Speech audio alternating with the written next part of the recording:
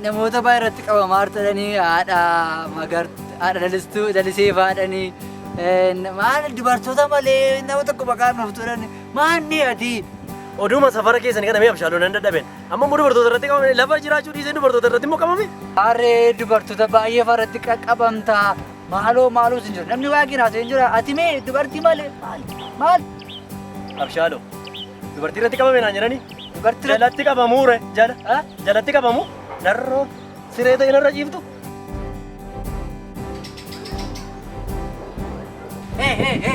Maal fila? Isa maal fila? Agartu baatu. Nama tamte ana. Video tokko situ. Mucaa tokko jira maqaan isaa jedha. Isa ba. Maal ni wanti?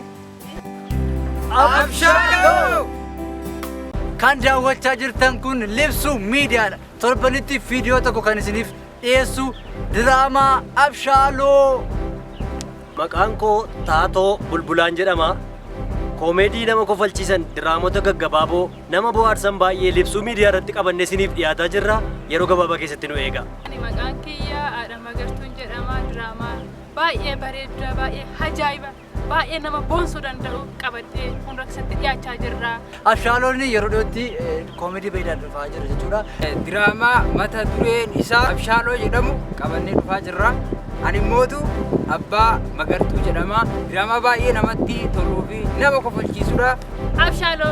Libsuu Miidiyaan akkuma beekamu kuusaa gabaabaa diraamaa qabatee isiniif dhufaa waan jiruuf Libsuu Miidiyaa irratti diraamaa mata dureen isaa Abshaaloo jedhan nu eegaa isiniin jenna. Ani maqaan kiyya Daandiidha.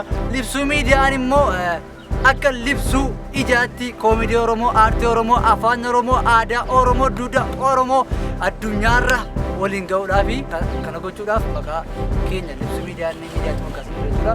Kanaaf namoonni nu wajjin addunyaarra naannoo barbaadanii Libsuu Miidiyaa subscribe, like, share gochuu hin dagatina jechuudha. Mee koomedii amma qabannee dhiyaachaa jirru immoo Abshaaloo koomediidha. Sitkoom diraamaa kutaa dhiyaatu jechuudha.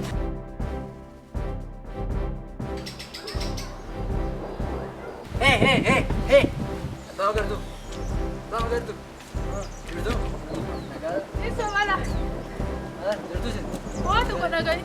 Birrina laatu taanaan haala magartu abbaa manaa keetta naqee himan. Maala? Birrina girna waan ittiin buskuutii bitadhu. Kuni waan tokko kana nama Aadha Magartuuti jedhee naman. Waan nagaini waan tokko. Kanaan nama eetamiti. Waan isatti maara maaliif achuu sin? Ijoolleen bara kana. Abshaaloo!